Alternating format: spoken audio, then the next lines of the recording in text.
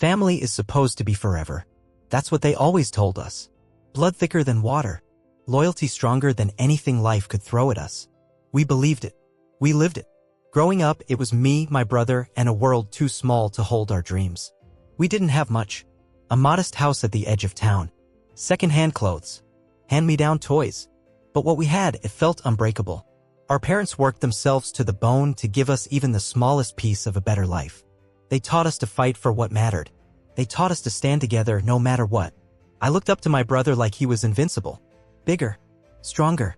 The one who pulled me out of trouble when I fell. The one who said, as long as we're together, we'll be fine. I believed him. More than anything, I believed him. We made promises whispered under the stars late at night when the world was sleeping.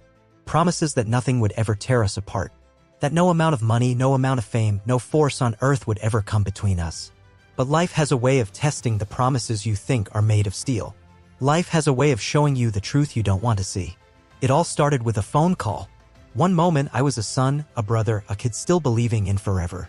The next, I was standing in a hospital hallway staring at 2 empty beds, feeling the ground disappear beneath me. They were gone. In one brutal instant, the people who built our world gone. And in the ashes of that moment, in the cold silence that followed, I thought at least I had him. At least we had each other. I didn't know then. I was already standing alone. The funeral was a blur. Faces I barely recognized. Tight hugs that didn't feel real. Empty words, I'm sorry for your loss, they're in a better place, like whispers against a hurricane. All I could feel was the weight. The suffocating, crushing weight of finality. And yet, through it all, there was one anchor. My brother. We stood side by side, silent as the caskets lowered into the ground. 2 boys pretending to be men because the world no longer gave us a choice. Afterward, in the heavy silence of the empty house, we sat at the kitchen table where our parents once laughed and argued and dreamed. The table where life happened. And we made a promise. We'll stick together, he said. No matter what. We're all we've got now. I nodded. Of course. There was no other option. Over the next few weeks, life moved forward like it always does even when you're not ready. Lawyers. Paperwork. Wills. I didn't pay much attention. I trusted him. I had no reason not to. When the lawyer spoke about assets, about property, about accounts and inheritance, I just listened. Numb. Lost. It's all in good hands, my brother said, clapping me on the back. We'll figure it all out. And I believed him. Because what else could I do? He handled the meetings. He signed the documents. He spoke for both of us. While I drowned in memories, he built a future, one that didn't include me. Looking back, the signs were there. The whispered phone calls behind closed doors. The late nights handling business I wasn't part of. The way he avoided my questions with a laugh, a distraction, a promise that never came true. I didn't want to see it. I couldn't afford to believe that the one person I had left would betray me. But the cracks were already forming. And soon, everything we had, everything they had left behind for us, would slip through my fingers like dust, and he would be the one sweeping it away. The day it all changed didn't start with fireworks. No loud fight, no obvious betrayal, just a meeting in a dusty office with a tired-looking lawyer and a stack of papers. I sat across from my brother, trying to process the words spilling out of the lawyer's mouth. Legal terms, numbers, percentages, things I didn't fully understand, things I was told I didn't need to understand. It's simple, my brother said. It's all being handled properly. Trust me. And I did. Because I remembered the boy who once carried me home after I broke my arm. The boy who taught me how to ride a bike. The boy who promised we'd stick together no matter what. But that boy wasn't sitting across from me anymore. The man sitting there wore a different face. One hardened by greed. One smiling just enough to hide the knife he was twisting between my ribs. Days passed. Weeks. I asked questions, small ones at first. Where's the money? What's happening with the house? When do we start rebuilding our lives? Soon, he said. You don't need to worry about that. I believed him because the alternative was too painful to accept. But reality doesn't wait for you to catch up. Bills started arriving in my name. Taxes. Debts I didn't know existed. The house or home sold out from under me without a conversation. The bank account drained dry before I ever saw a single dollar. And my brother? Gone. No returned calls. No texts. The promises we made, the dreams we built, the blood we shared. All of it sold off like junk at a garage sale. I found out from a mutual friend. Casual. Offhand. Didn't you hear? Your brother bought a place out of town. New car too. Things are finally looking up for him. Looking up for him. While I was living out of my car. Counting pennies to eat. Watching the life we were supposed to share burn down around me.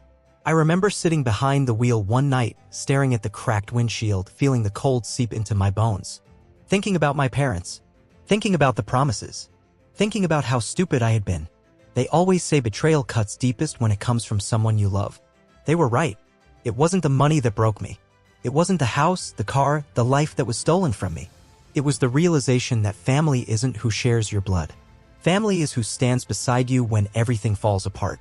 And when my world collapsed, he didn't just walk away. He pushed. And as I sat there that night, alone in the dark, I realized something. No one was coming to save me. No one owed me anything. If I wanted a future, if I wanted a life worth living, I would have to fight for it. Alone. With no safety net. No backup plan. No guarantees. Only grit. And rage. And a stubborn refusal to stay broken. And somewhere deep in my chest, buried beneath the betrayal and the heartbreak, something sparked. Not revenge. Not yet. Something simpler. Survival. I didn't know how. I didn't know when. But I swore to myself that night. You will not end here. You will not let him write your story. You will build something so strong, so unstoppable, that one day he will have no choice but to watch. And that was the last night I ever cried over him. The next morning I woke up to the same broken world. But this time, I wasn't broken with it. Starting over sounds noble when it's someone else's story. It sounds romantic, courageous. But the truth? It's brutal. It's ugly. It's lonely in ways that words can't explain. I had nothing. No house. No savings. No family to fall back on. Just a car that barely ran, a duffel bag of clothes, and the bitter taste of betrayal that never left my mouth. At first, survival meant working anywhere that would take me. I scrubbed dishes in diners where nobody remembered my name. Stacked boxes in warehouses until my back gave out. Scraped grease off floors for minimum wage and fake smiles. And every night, I'd crawl back into the back seat of my car. Wrap myself in the same jacket I wore to work. And wonder how the hell my life had fallen so far so fast. The dreams I once carried, the visions of a future built with my brother. The plans we whispered in the dark. They mocked me now. I hated them. I hated myself for believing in them. I hated every single choice that led me to that cold, empty parking lot where sleep came slow and nightmares came easy. But the thing about hitting rock bottom is, there's nowhere left to fall. And once you realize that, once you stop pretending the cavalry's coming to rescue you, you find a kind of freedom that no one can take away. No expectations. No illusions. Just the raw, brutal truth. It's you. It's always been you. It will only ever be you. So I worked. Harder than I thought humanly possible. Doubles. Triples. No breaks. No days off. When they said, "Can you stay late?" I said yes. When they said, "Can you come in early?" I said, "Already here." I said yes to every miserable shift, every dirty job, every insult whispered behind my back. Because every dollar was a weapon. Every bruise was armor. Every humiliation was fuel. I saved everything I could. Skipped meals. Slept cold. Lived invisible. While the world moved on, birthday parties, vacations, promotions, I stayed buried in the grind. Stacking pennies like they were bricks in the foundation of the life I swore I'd build. There were nights the hunger gnawed at me until I thought I'd lose my mind. There were mornings my body screamed at me to quit. But I didn't. Because every miserable day, every bitter hour, every aching breath was a choice. Stay broken. Or build. And deep down, through all the anger, all the exhaustion, all the shame, I knew one thing. I was going to build something so real, so powerful, that no one would ever be able to take it from me again. Not my brother. Not the world. Not anyone. It wouldn't be easy. It wouldn't be fast. But it would be mine. Brick by bloody brick. Breath by battered breath. And when I was done, when I was finally done, I wouldn't just survive. I would rise. And I would make damn sure he saw every single second of it. You always think you know your limits until life shoves you past them. I thought I had hit my breaking point a dozen times already. The hunger. The exhaustion. The endless grind of days that blurred into nights and back into days again. But real breaking points aren't loud. They don't come with sirens and flashing lights. They creep in slow. Silent. Like a leak in a sinking ship. It started with the small things. The days when the alarm rang and my body refused to move. The nights when even closing my eyes felt like a battle I couldn't win. And worst of all, the thoughts. The ones that whispered in the back of my mind when everything else went quiet. Maybe they were right. Maybe you're not built for this. Maybe this is all you'll ever be. The voice grew louder with every rejection. Every closed door. Every paycheck that barely covered gas and groceries. There were nights I sat in that freezing car, head in my hands, wondering if it would be easier to just stop, to give up, to let the world win. After all, what was I fighting for? No one was watching. No one cared. No one would even notice if I disappeared. And for a terrifying moment, I almost agreed. Almost, but somewhere in the wreckage of my mind, buried beneath the anger, beneath the shame, was something even stronger. Memory, not of the betrayal, not of the loss, but of the boy I used to be. The boy who believed in something better. The boy who made promises to himself on nights just like this one. Promises to never quit.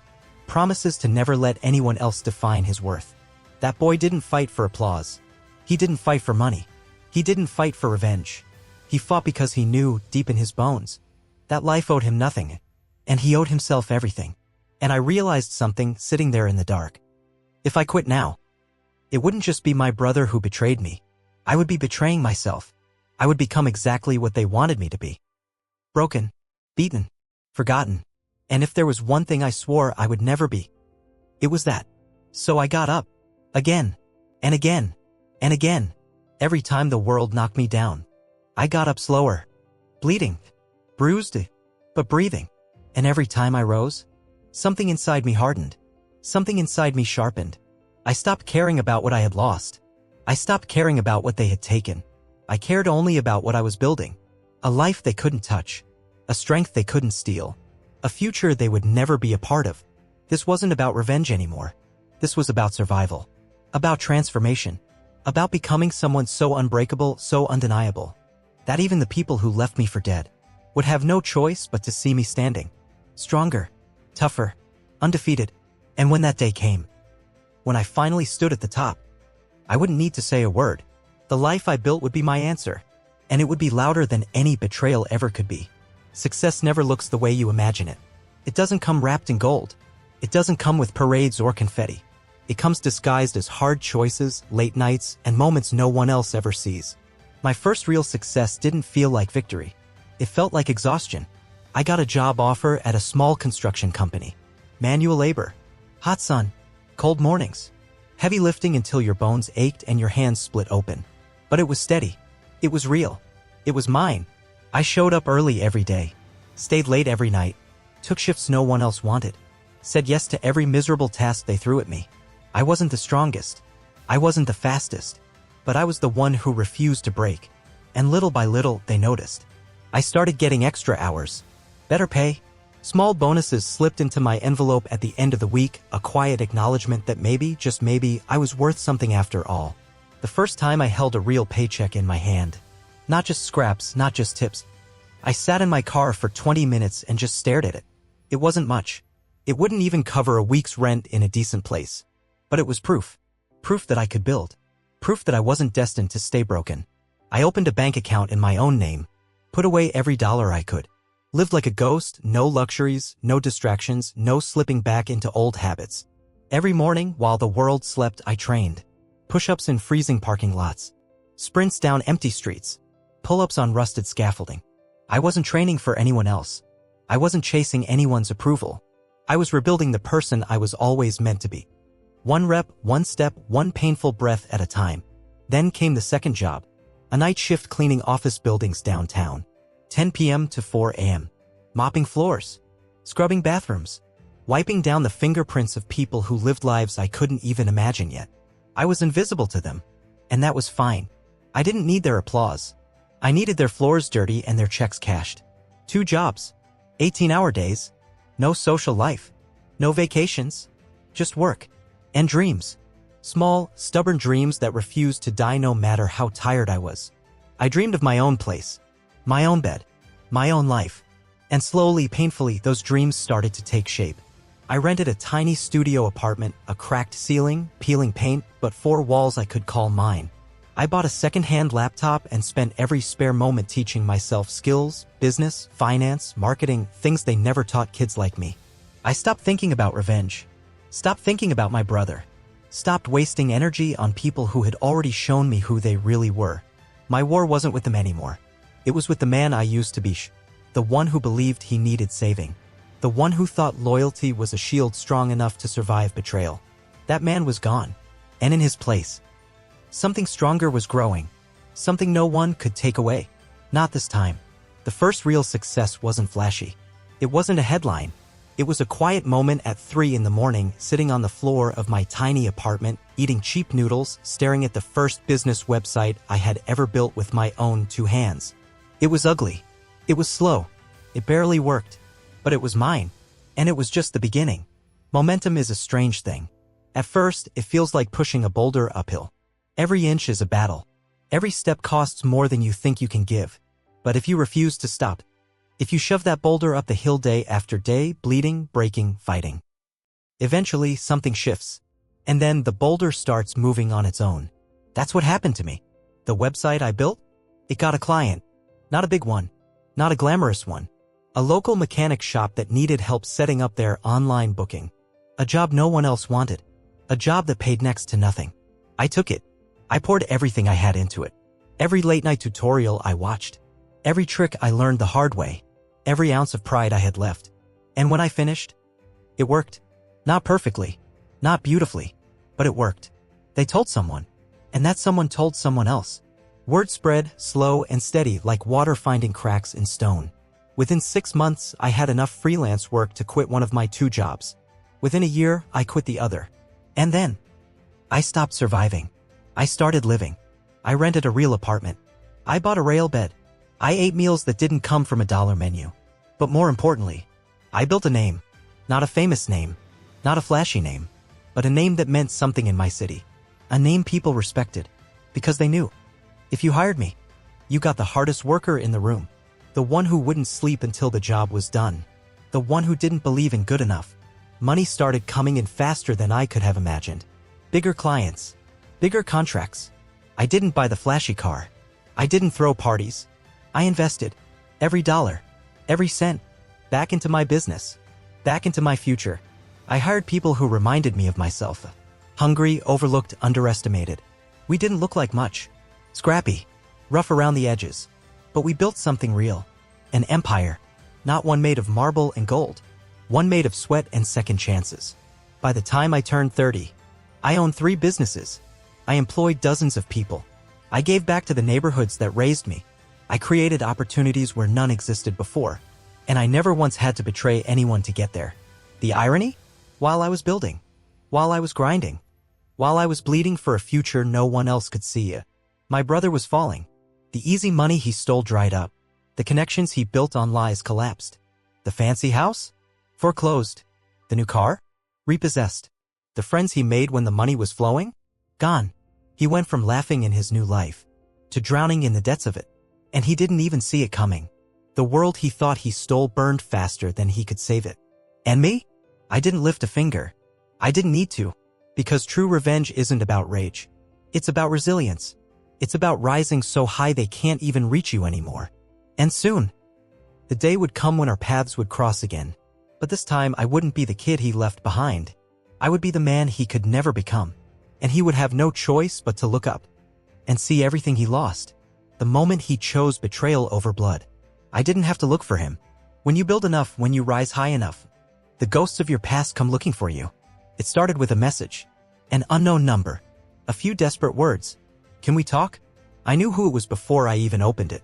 Funny how the same hands that once pushed you down start reaching for you when the ground falls out from under them. I didn't respond. Not yet. I waited, watched, and the story unfolded just like I knew it would. He had lost everything. The house was gone. The cars. The business ventures that were built on lies and stolen luck. He was drowning in debt he couldn't pay. Burning bridges he couldn't rebuild. The same people who once toasted his success now whispered about his failure. The same smiles that once surrounded him now disappeared like smoke. He was alone. Broken. Exactly where he left me years ago. Only difference? I didn't leave myself there. And then came the auction. The final nail in the coffin. Everything he owned, what little was left, was being sold off to cover what he owed. I didn't go to gloat. I didn't go to laugh. I went for closure. For myself. The auction was small. Sad. Old furniture. Worn-out electronics. A few worthless trophies from a life that rotted faster than he could save it. And standing there, in the back of the room, trying to disappear into the walls, was him. Older. Thinner. Eyes hollowed out by regret and desperation. He saw me. I saw the recognition flicker across his face. The shame. The anger. The fear. I didn't smile. Didn't nod. Didn't speak. I didn't need to. My presence said everything words couldn't. When it came time to bid, I raised my hand. One item after another. One broken piece after another. I bought it all. Not because I needed it. Not because I wanted it. Because it was a reminder. A reminder that you cannot build a future by standing on the bones of others. A reminder that you cannot steal loyalty. You cannot fake honor. And most of all, you cannot outrun what you owe. When the auction ended, I stood outside. The winter air was sharp, biting. He walked out slowly, hands shoved deep in his pockets. Shoulders hunched like the weight of the world had finally broken him. He stopped a few feet away from me. Opened his mouth like he wanted to say something. Maybe an apology. Maybe an excuse. I didn't let him. I met his eyes. Steady, unblinking. And in that look I said everything I ever needed to say. I survived without you. I rose without you. I won without you. He lowered his gaze first. Of course he did, because deep down he knew the truth. He didn't just lose a brother. He lost the only person who ever truly believed in him. And when he chose betrayal, he chose this ending. Not me. I turned and walked away without a word. Because real revenge isn't about screaming. It's not about throwing fists or shouting victories from rooftops. Real revenge is silence. Real revenge is peace. Real revenge is living so fully, so powerfully, that the people who broke you have to live the rest of their lives, knowing they couldn't stop you. And that day, as I walked away into a future I built with my own bloody hands, I knew. I didn't just beat him. I beat every doubt, every fear, every voice that ever told me I couldn't. And nothing he could ever say or do would change that. Ever. Freedom doesn't look like you think it will. It's not a fancy car. It's not a mansion on a hill. It's not the applause of strangers or the envy of those who once doubted you. Real freedom is waking up in the morning and knowing that nobody owns you, that no one can take away what you've built, that every scar on your body, every bruise on your soul, every battle you fought was worth it. It's the quiet moments, a cup of coffee in your own kitchen, the sun rising over a city you once thought you'd never escape, the silence of a room where no one's shouting, no one's lying, no one's leaving. It's walking into a meeting where they know your name, not because you begged, not because you bought their respect, but because you earned it, inch by inch, fight by fight. It's the look in the mirror when you finally see yourself not as the victim, not as the forgotten, not as the broken, but as the architect of your own destiny. I built a life from nothing. Not because I was smarter, not because I was luckier, not because someone handed me a second chance. I built it because I refused to be defined by what was done to me. I refused to let betrayal be the end of my story. Pain shaped me. Loss fueled me. Loneliness hardened me. But hope kept me moving. And now I don't move for anyone but myself. I don't chase anyone's approval. I don't seek anyone's permission. I live by my own code. I build by my own rules. And every step I take forward is a step away from the chains they tried to wrap around me. Sometimes people ask if I ever think about him. About my brother. About what could have been. And the truth is, I don't. Not because I hate him. Not because I'm still angry. But because he doesn't exist in the world I live in now. That chapter is over. That weight is gone. I carry only what matters. The lessons. The strength. The unstoppable fire that no betrayal could ever extinguish. I'm not the man they tried to destroy. I'm the man they never had the strength to become. And if there's one thing I know now without a doubt, it was never about proving them wrong. It was about proving to myself that no matter how deep they buried me, no matter how far they pushed me, no matter how hard they tried to erase me, I would rise anyway. Stronger, faster, wiser, and completely, undeniably, free.